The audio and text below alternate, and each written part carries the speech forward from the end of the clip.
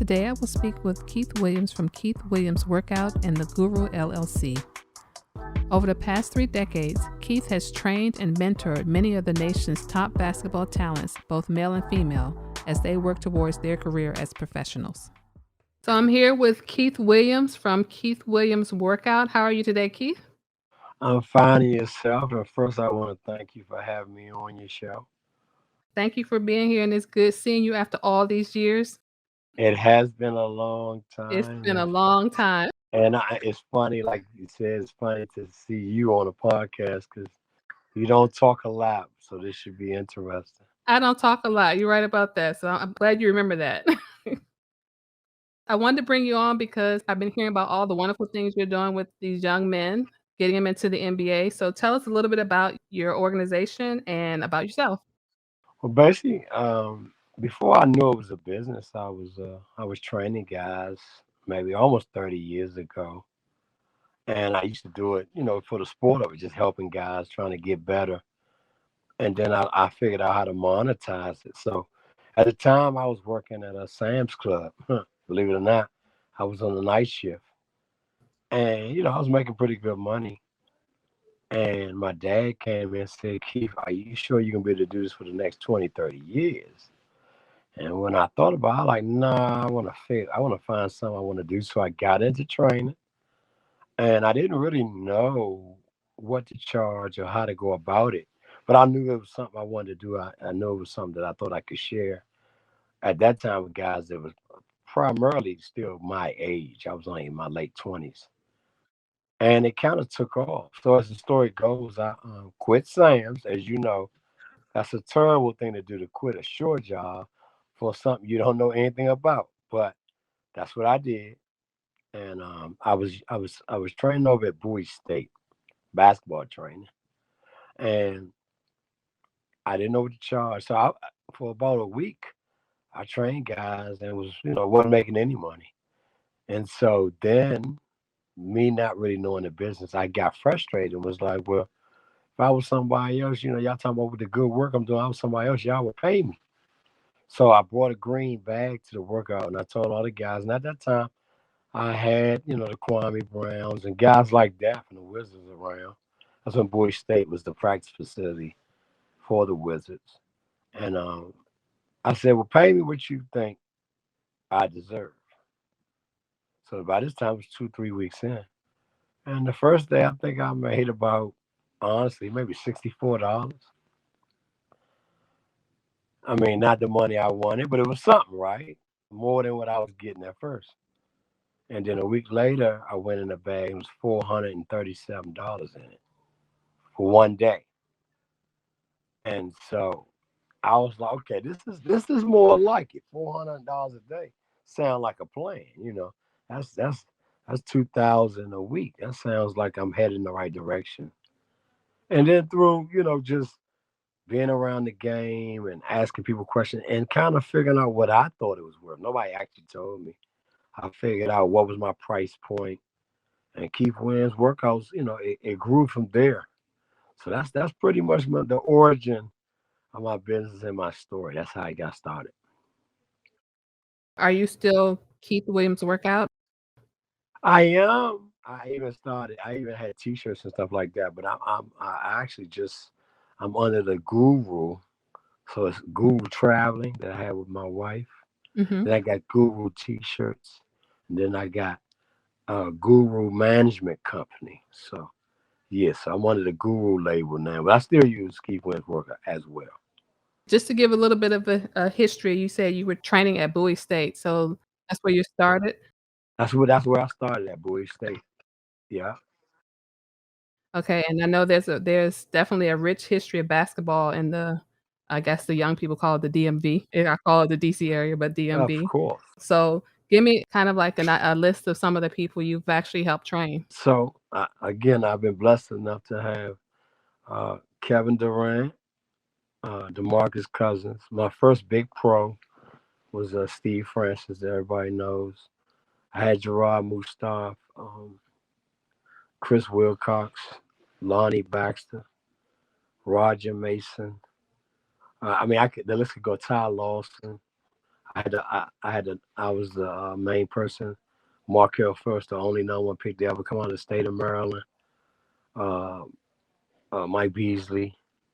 So yeah, I've been blessed. Victor Oladipo. I've been blessed to work with some really, really talented guys. I think DeMarcus Cousins. I probably learned the most about the business with him because he went through a lot of stuff, so I got a chance to know everybody around the business. But yeah, I've had over about 40 pros since I NBA players since I started this.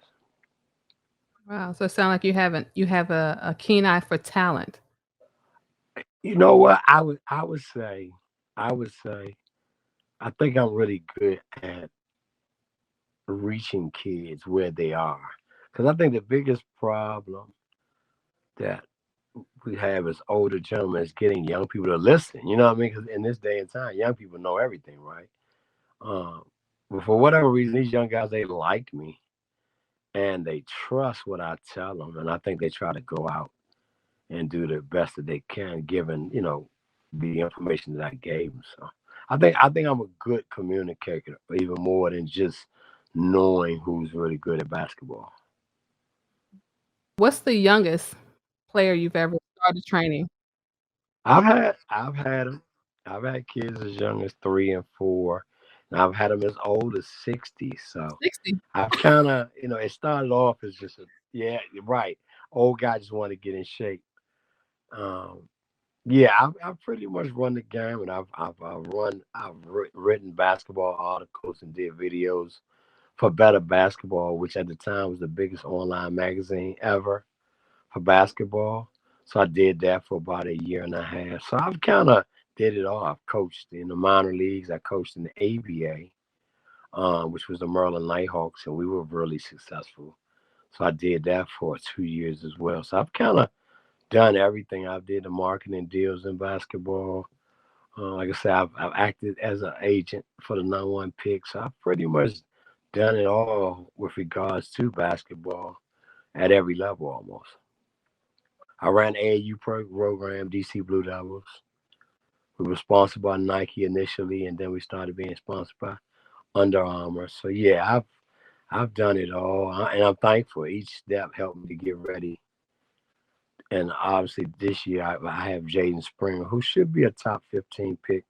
He's out of Tennessee. He's from Charlotte, but he played 1 year at Tennessee, and he's 18-year-old kid. He's the youngest kid in the draft. And we spent 90 days, working out in Miami, getting ready. So it's been quite a journey.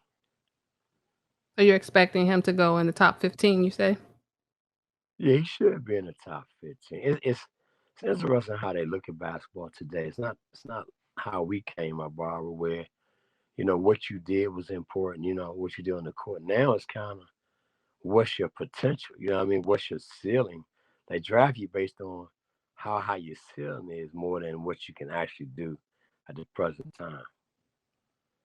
It's changed that much. Oh my God! Like, and it was tough for me to kind of get used to it because I'm used to if I'm gonna take you high, you must be the best player on your college team. You're the leading scorer. And now they kind of take them. They try to take them really young, and they want them to look a certain way. What I mean by look a certain way is have their arms be a certain length, arms be +4 over their height. So they 6'6", they want the arms to be arm length to be 6'10". So it's crazy things like that. They put a lot of emphasis on vertical leaps and stuff like that. That has nothing to do with basketball, but it's kind of the changing, not just of basketball, but of the world we live in. Everything's kind of sped up. Nothing is based on your cachet of things you've done. Just listening to you, it sounded more like a, American Idol versus Yeah, actually raw talent and ability. yes, yes. I mean, even from the standpoint of why they shoot so many threes now, you know, you got analytics people who kind of run the game now. So you and I don't need somebody to tell us that three is worth more than two. You know what I mean? We don't need anybody to tell us that. But there's something that they emphasize so much, and so the proclivity to shoot pull up jump shots and shots around the bucket it's almost null and void. You see very few post ups and very few guys that shoot mid range shots other than the best players. So the game as a whole has definitely changed dramatically since we grew up. Okay. So tell me what a typical Keith Williams workout looks like. Well, my workouts encompass, every facet of the game from, ball handling, for 10 minutes, 12 minutes, shooting, 10, 15 minutes, shooting off the dribble, 10, 15 minutes, um, shooting, shooting off the catch, working off the triple threat, playing some competition 1-on-1, 2-on-2, 3-on-3. And then obviously, I do body work. We do um, wheelbarrows and push-ups and things, body exercises, things of that nature. Typical workout is about 2 hours long. And I used to, in the back in the day when I first started, I almost never gave water breaks. But now, again, things have changed. So we try to have a couple water breaks within that 2 hours. But if I got a small group, let's say two kids, then the workout's probably an hour and 15 minutes. So we pretty much work on everything, and some things are skill specific, depending upon the individual and what their needs are. And normally, that first workout, I put them through a series of drills. It kind of just shows me what they're good at and what they're bad at, and then I devise a plan to help the kids improve at a rapid rate. The kids normally seek you out at this point.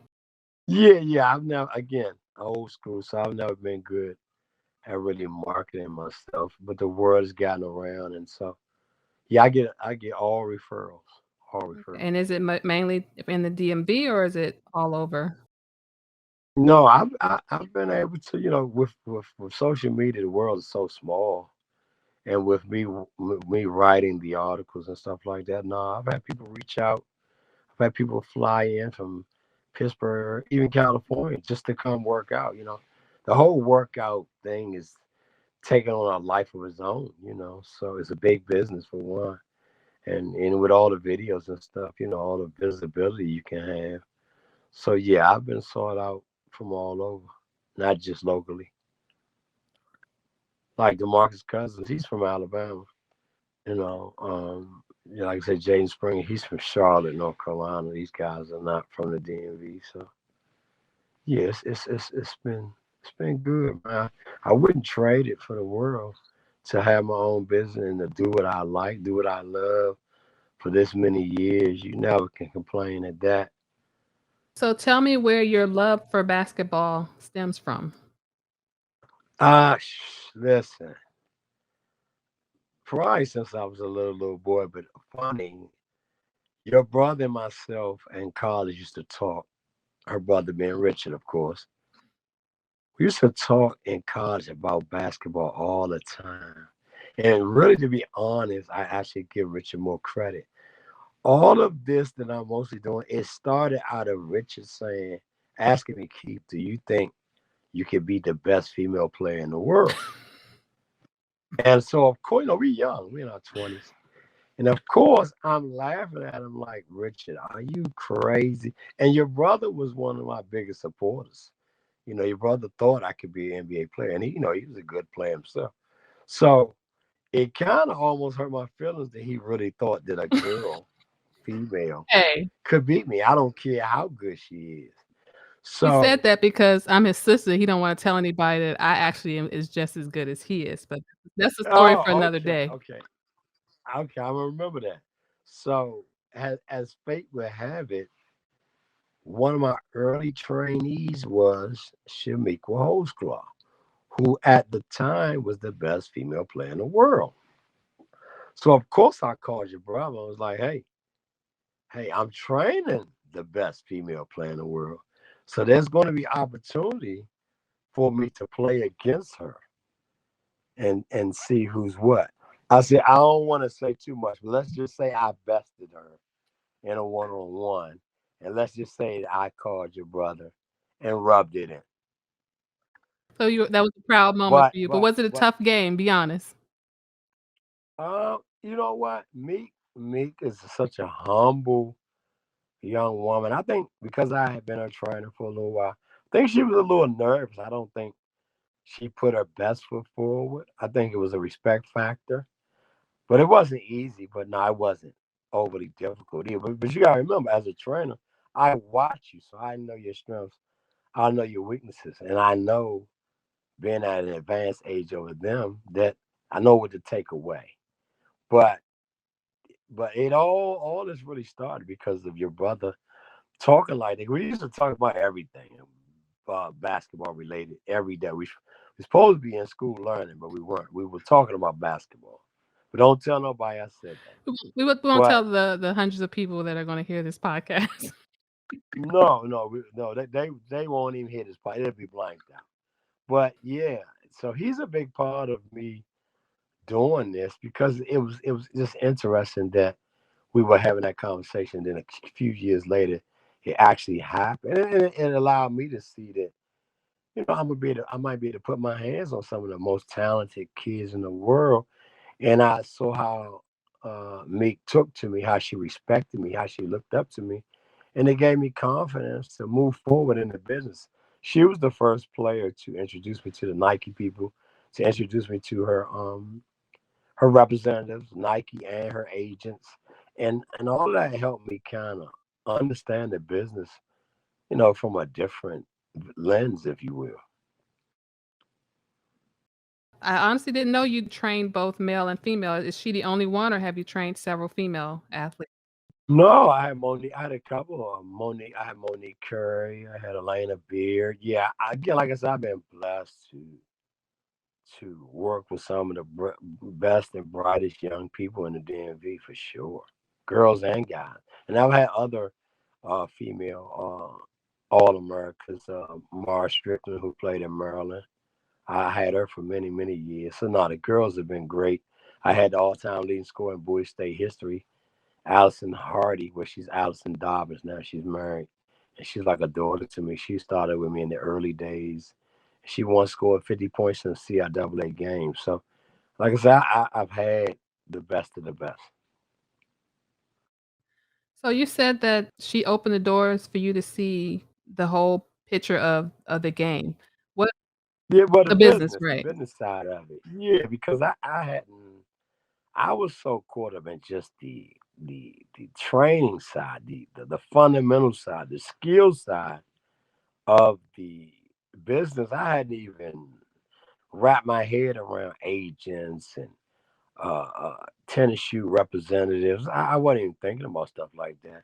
But she was thinking, and maybe she kind of knew which way I was going, and so she introduced me to all these influential people that I would come to know later on in the business, and I would thank her for bringing me around. And she told me what the acronym, what Nike actually stood for. What does it stand for? Now I know everything. Oh, really? Okay, Correct. never knew that. Now I know everything. You're right. So these are little hidden Mhm. gems that that she put before me, and I took that knowledge and ran with it. Just that being said, you've had so many young guys, you've pretty much helped them to live out a dream, their lives have changed. How do you see yourself when you think about, like, for the guys who went from being an average person to becoming an NBA draft pick, what are some of the words of wisdom or things you share with them?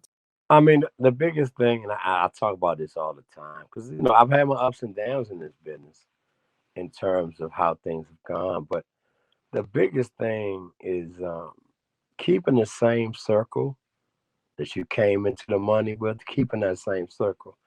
That circle may not be perfect, but at least you know everybody in the circle. You know their strengths, you know their weaknesses. You know what I mean? Good, bad, or indifferent, you know them. When you start bringing people into the circle that you don't know exactly what their motives are. That's normally where the trouble begins. So I just try to tell them, man, Don't change anything. These people are good enough to make you a millionaire. Why they can't be good enough to help you maintain your millions? So that's kind of like the biggest thing, because a lot of times people think they need to change this. I need to hang around this person, and I need to talk to this person. No, no. And in terms of just my basic information, I always tell people, you come into money, you don't have to invest in everything. For our people, black people, the first thing we need to learn how to do, Barbara, is save. Now you got some money, prove to yourself that you can save the money. Every 30 days, be able to go on your account and see that it's growing, not reducing. And I think if you do that first year, then you can take your time and get into the other financial endeavors that are out there for people that have a lot of money. But I think for us, the biggest thing is to learn how to save money. Has to be tough. One day they're a teenager, and the next day they're a millionaire. Yeah, they want to spend everything, but I tell them that money ain't everything. Money just means, if you got it, just means that ain't your problem. But you and I know, man, happiness and love is far more important. This is gonna take you a lot further than money. Money comes and goes. True love and true happiness, hard to come by. Exactly. This podcast is going to air this week, and the NBA draft is on Thursday. Definitely gonna have it up Correct. before Thursday. Any predictions from you? My prediction is that Jaden Springer should be a top 15 pick.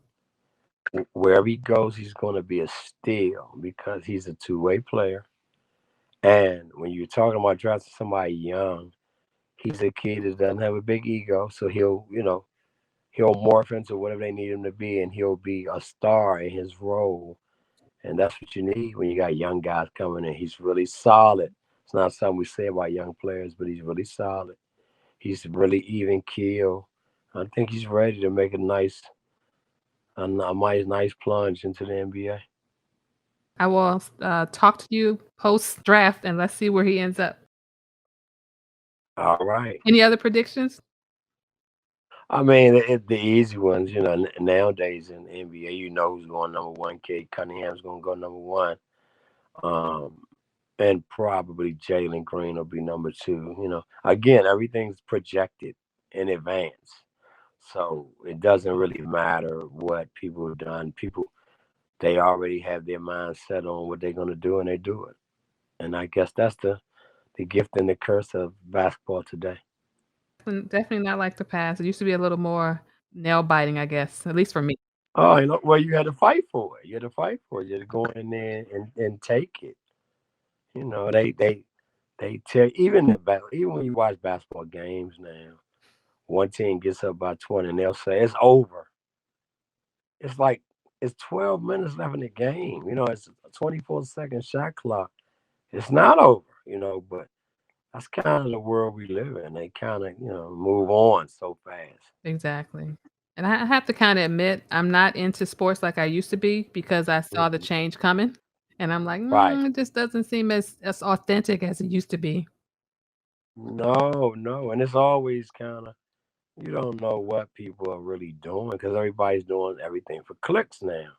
So people say and do outrageous things just for somebody to pay attention. That's not, it might not even be their real view on things. They just know that I'm gonna get a rise out of people if I say or do this. Like, no knock, but Stephen A is like one of the worst, sports people in the world. He just says outlandish things, and he gets a rise out of people. I don't believe he believes any of it, but it's all about what you're into, I guess. If you want to see some real journalism, then ESPN is probably not the route to go. But if you want to see, basic current affairs and somebody with a lot of hyperbole in their story, then hey, ESPN is what you want. Yeah, it kinda remind me of the WWE a little bit. It's definitely wrestling. You know what? You hit it on the nose. It's really fake. I mean, even down to now guys are dribbling the ball and somebody hits them and they act like somebody hit them with a truck. They diving on the ground. It's like, I hate it. And I hate for young guys to see it because they mimic what they see. But Again, that's how the game's gone. And you know, everything about sports at every sport is geared toward offense.